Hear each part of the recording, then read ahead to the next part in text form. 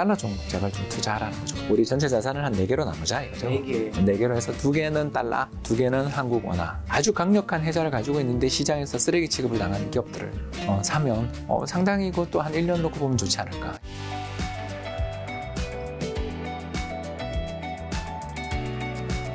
투자자문사 요즘에 시작하신다고. 예. 그런데 박사님 원래 다른 일 있으셨잖아요. 예. 책도 내시고 강연도 하시고. 근데 그거 왜 하시는 게 돼? 좋은 상품을 좀 편하게 투자할 수 있게 만들어주고 싶어가지고요. 그러니까 우리가 그 국민연금 이야기를 좀 하자면 네.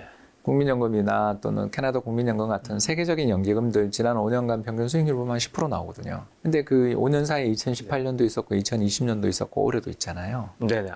위기 장이 예, 있었다. 위기가 굉장히 많은데도 연평균 수익률이 그 정도 10% 전후까지 갈 수 있다라는 거. 그리고 마이너스 수익도 잘 안 나더라고요. 이렇게 안정적이면서도 중위험 정도는 되는데 저위험도 되는 데도 있지만 아무튼 중위험은 되는데 네. 수익은 우리가 상상할 수 없는 수익을 내잖아요. 네. 그러니까 이런 걸 내는 걸 보면 얼마나 연기금들이 강력한 정보 우위 그리고 자산 배분 뛰어난 전문가들을 가지고서 운용을 하기 때문일 텐데 네. 요걸 개인들도 좀 따라할 수 있는 방법이 없냐. 그러니까 즉 국민연금 따라 투자라고 우리 볼 수도 있고 또는 글로벌 연기금 따라 투자를 할 방법이 없는가. 그러니까 실제로 우리나라에서 보면 부유층들, 강남의 부유층들 중심으로 해서 국민연금 추납하잖아요. 추가 납부하잖아요.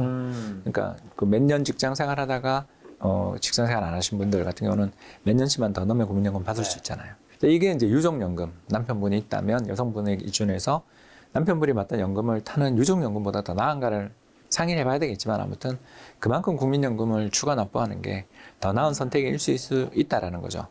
네. 이런 상품들이 있으면 참 좋을 텐데 우리 사실은 그런 게 되게 쉽지 않죠. 그러다 보니까 이제 사람들이 ELS 같은 상품도 하게 되고 근데 ELS는 저는 굉장히 비추하는 상품이고요. 네. 아무튼 그 수익은 얼마 없으면서 낙인대가 하단은 엄청 열려버리는 그런 상품들이나 그런 걸 중위험 중수익 그러더라고요. 근데 우리나라에 결국 시장의 상품들이 좀 다양하지 못하고 그 다양한 수요 중에 일부는 국민연금 보면 올해도 5월까지 네. 2022년 5월까지 마이너스 3%인데 아니 주식 가격이 1000포인트가 빠지고 나스닥이 고점에서 30-40% 빠지는데 3%로 막는다. 네. 이런 상품 없냐 이런 생각을 많이 하시잖아요. 네. 그런 걸 좀 개발해서 더군다나 우리 또 그 스마트폰에 익숙한 젊은 세대들을 위해서 어플리케이션 앱을 통해서 그냥 터치 한 번만 하면 기존에 있었던 개인연금, 퇴직연금 또는 CMA 계좌를 네. 바로 이 계좌로 연동시켜서 자동 매매를 할 수 있는 네. 물론 이제 OK 버튼을 눌러야 되지만 그런 자동 매매를 해줄 수 있는 그런 상품을 만들어 보자는 생각을 갖고 네. 자문사 라이센스를 따게 됐습니다.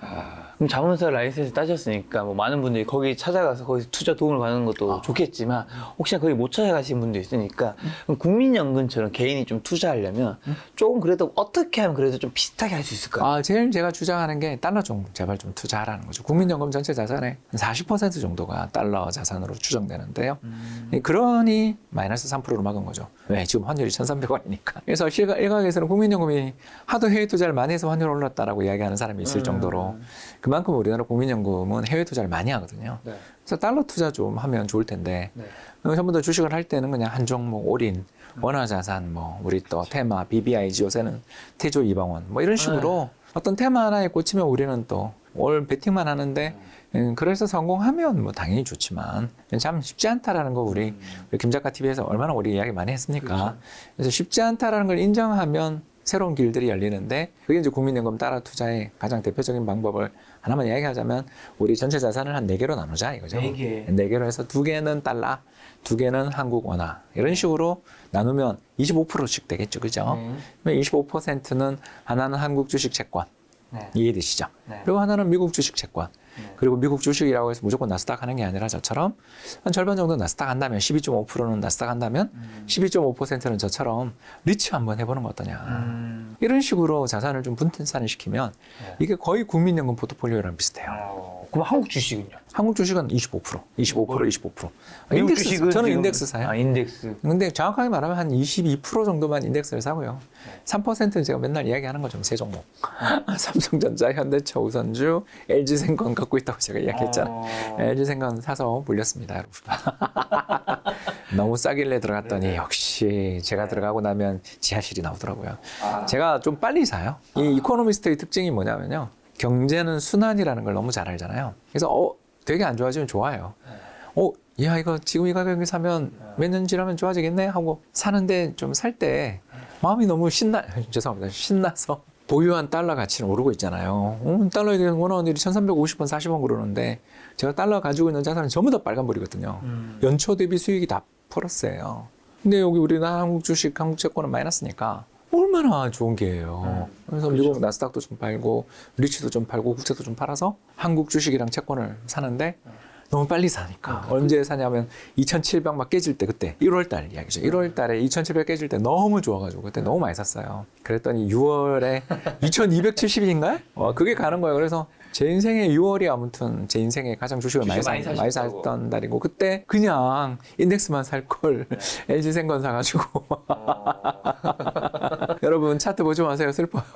아니 이제 가지고 계신 거니까 좀 아실 테니까 당연히 LG생건의 미래는 좀 어떻게? 좋지는 않은데 왜냐면 중국 시장에서 네. 다시 부흥한다는 게 이제 쉽지가 않잖아요. 쉽지 않아요. 근데 왜 사셨던 거예요? 왜 그러냐면 이 우리나라의 대표적인 소비재인데다가 브랜드 파워도 있고 특히 제 여동생들이 훌을 너무너무 좋아하는 거예요. 그래서 브랜드 가치가 사라지는 것도 아니고 중국 시장 어려워진다고 그러면 이 회사의 잠재력이나 가지고 있는 포트폴리오가 또 너무 좋으니까 충분히 한번 승부 걸어볼 수 있지 않냐. 그리고 또 이제 드디어 일본이 드디어 해외에서 입국하시는 분들이 백신을 3번 맞은 분들을 대상으로 해서 백신 검사 안 한대요. 그거 테스트 코 찌르는 거 있잖아요. 그거 안 한대요. 그거 안 해도 된대요. 그러니까 이렇게 되면 우리나라 최대의 관광지가 일본이잖아요. 그런 식으로 이제 전 세계가 드디어 리오픈이 한다 말만 하다가 우리가 지금 지치고 있는 중이었는데 드디어 우리나라 항공업계 입장에서 가장 중요한 시장인 일본이 이제 비자 문제들만 서로 양국 정부가 일단 아베랑 전 정부가 갈등을 했던 이유는 알잖아요. 우리가 특히 제가 소부장 이야기도 그때 한번 했잖아요. 알고 있지만 두 나라 다 되게 힘들잖아요. 힘들 때는 내수 경기가 특히 어려워지고 인플레 때문에 그죠? 이럴 때는 좀 비자 문제들이나 이런 것들도 서서히 좀 잘 풀릴 수도 있지 않냐라는 그런 희망을 갖고 샀는데 역시 아까 이야기했잖아요. 9월에 풀어준다는데 6월에 샀으니 너무 빨리 샀죠. 그래서 다행히 반등 과정에서 좀 이렇게 물타기도 하고 또 약간 팔기도 했습니다만 아직도 마이너스 계좌를 보면서 역시 나는 종목을 못한다. 그리고 제가 이야기하는 종목들은 믿지 마세요. 맨날 하는 이야기죠. 제가 종목 이야기하면 믿지 마시라. 왜냐 열심히 공부하지만 저보다 더 잘하는 사람이 세상에 너무 많다. 예를 들어서 최준철 대표 같은 사람, 그 VIP 자산운용의 최준철 대표 같은 사람이 고른 종목이랑 제가 고른 종목이랑 신뢰가 어딜 나갑니까? 저는 맨날 경제 분석하고 있고 그거 하기에도 바빠 죽겠는데 각자 전문 영역이 다르시니까요. 종목은 그분들 올려놓거나 탐방 갔다 온 이야기를 들으면서 그렇구나 하고 한 번 더 보고 읽어보는 정도에 불과한데 이 정도 노력으로는 종목에서 승부 보기 어렵지 않냐? 현대차는요? 근데 현대차가 아니 현대차 우선주를 사시는 이유는 배당도 좋아해서 지금 주가 좀 조정 받고 그래서 이런 회사들은 저는 삼성전자도 그렇고 배당주로 저는 보고 있어요.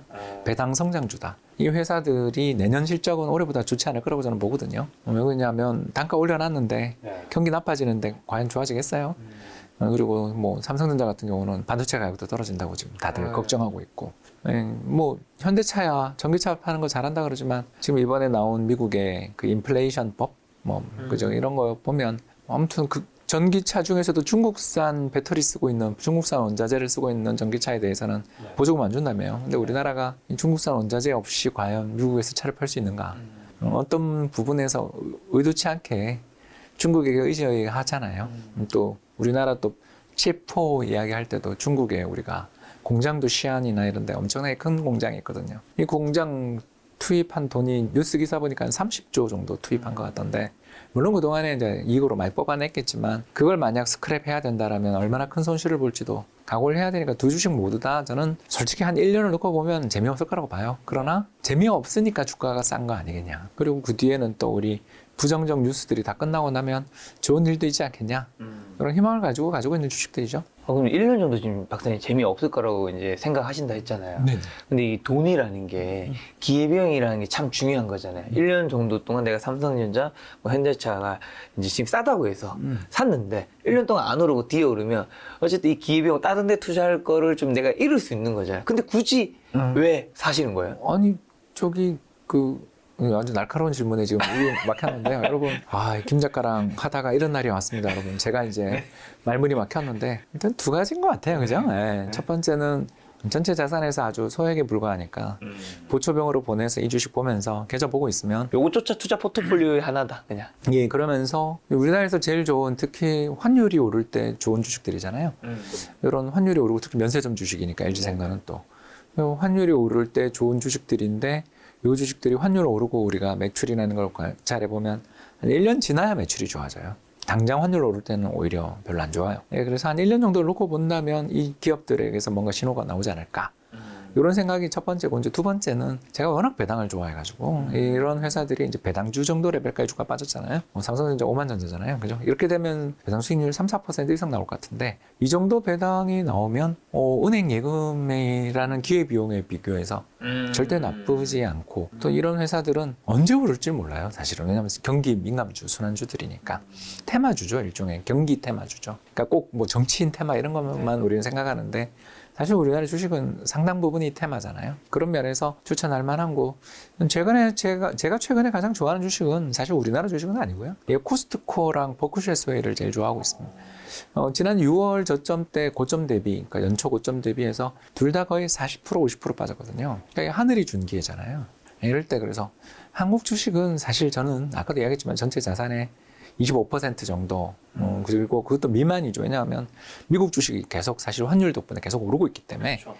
요새 비중 따져보면 23%, 22% 정도일 텐데 그 정도까지 한국 주식은 좀 지금 작은 비중이라면 미국 쪽 비중이 굉장히 높다 보니까 그 미국 쪽 투자가 중요한데 제가 원래 좋아하던 노르보노 디스크라든가 에어비앤비 같은 주식 말고 최근엔 코스트코라든가 버크셔스웨이라든가 스타벅스라든가 이런 기업들 전형적인 해자를 가지고 있는 아주 강력한 해자를 가지고 있는데 시장에서 쓰레기 취급을 당하는 기업들을 사면 상당히 이것도 한 1년 놓고 보면 좋지 않을까. 이것도 이 회사들은 배당을 굉장히 많이 주거나 배당을 안 주면 자사주 매입을 해주는 회사들이니까 충분히 기다려볼 만한 가치가 있지 않냐. 역시 기회비용 측면에서도 괜찮다 보고 사고 있습니다. 박사님 지금 환율 얘기하시는데 지금 원달러는 1343원이잖아요. 1300원 사실 좀 위로 30원까지 갔었다가 1300원 원래 초반까지 가서 이제 사람들이 환율이 좀 안정화될 거라 하셨는데 지금 다시 계속 오르고 있단 말이죠. 많은 분들이 이제 1400원 가는 거 아니냐. 네, 갈 수 있어요.